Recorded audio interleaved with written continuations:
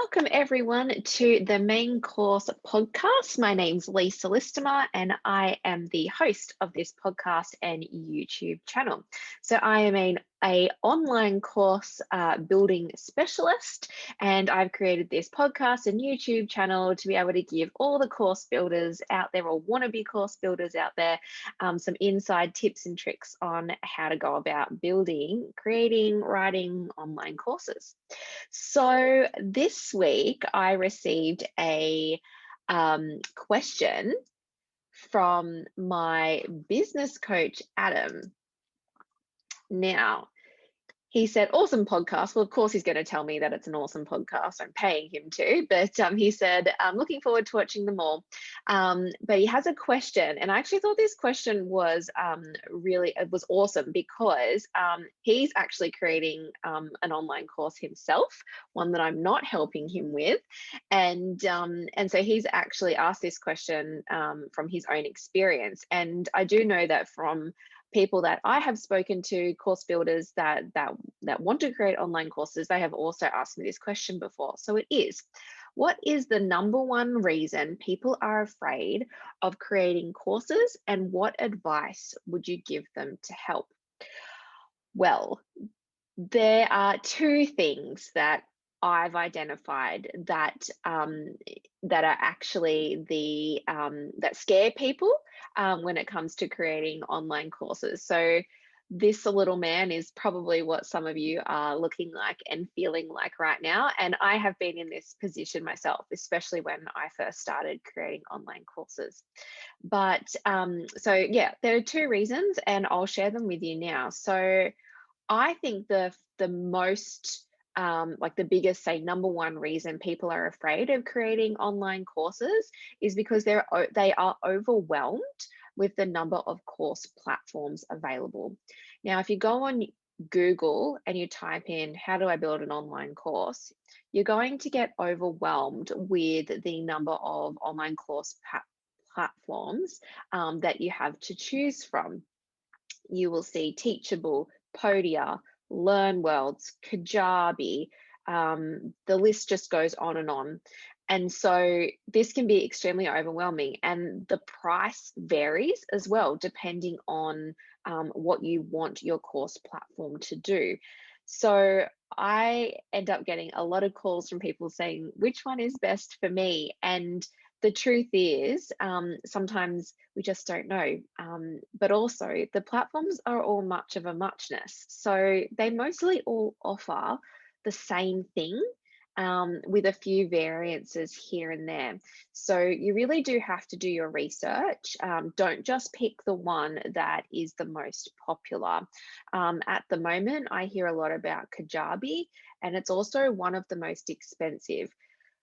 I think Kajabi is great. There is nothing wrong with Kajabi, but also, you need to think about what you can afford and what you actually need your course platform to do. So that's probably the number one reason why people are afraid of creating their online courses, overwhelmed with the number of course platforms available. I will tell you how to combat this number one issue in a second, but let's go on to number two. So number two is people just don't know where to start. And it's because creating online courses is huge. You have to write the content, you have to think about how to make the course engaging, entertaining. How do you add in social aspects? A lot of people want to add in Facebook groups and discussion boards and Zoom, face-to-faces, things like that. And you just think, oh my god, I don't know where to start. So that is definitely the number two reason. And I get asked this question a lot: where do you start? So I will tell you where to start in a second. Now let's go back to number one, and I will give you some hot tips on how to combat this number one reason of being afraid. So what I suggest you do is you find the course platforms that you like the look of, that you think are probably going to hit the mark for you. Now, things you might want to think of are price, how many courses it allows you to build, and how many students it allows you to hold. There are some great course platforms out there that allow you to have unlimited courses and unlimited students. But do you really need to pay for that if you say only wanting to host 5 courses and 100 students? So think about the pricing structure first, and then look at if it offers a website. Most of them do, they will offer a website as well. So think about what you're paying for there. Do you even need a website? Do you currently have one already available? And once you've say narrowed it down to say 2 or 3, I wouldn't go any more than that. Um, I would sign up for the free trial. So the majority of them have a free trial available, and you get about maybe a month, 2 weeks or so to really have a play around in it. Now, I wouldn't sign up for the free trial for each one together. I would sign up for them separately, because the next thing you're going to do is you're going to try and break the platform. So get videos, audio, images, text. You can just pull it from anywhere at this stage. It doesn't even have to be your own content at this point. Just grab anything you can find and try and smash the platform with this information, because what's going to happen is when you get to your course building stage, you want to feel extremely comfortable in using your platform. If you're not comfortable in using your platform, reminder, this is a totally new piece of technology that you need to learn how to use. If you don't feel comfortable at putting your course into the platform, you are going to get extremely frustrated, and you might just want to throw your computer out the window. And that also can stop you from actually launching your course. So, one trial at a time. I really like Teachable. I think that's one of the really great platforms out there. So, if you feel like giving Teachable a go, Podia is also great. Give a couple a go and just smash it with as much content as you can. Try and put in fake users. Look at the payment system if you need a payment system. If you need the website builder, use the website builder. Like, really go to town and absolutely try and break that platform. If you find you are getting frustrated or that platform is not user friendly for you, ditch it, because once you put your course in a platform and pay for it, you are wedded to that platform. So really, really think about that. So number one way to get rid of your overwhelm is to try get a trial for the platforms and try to break the platform.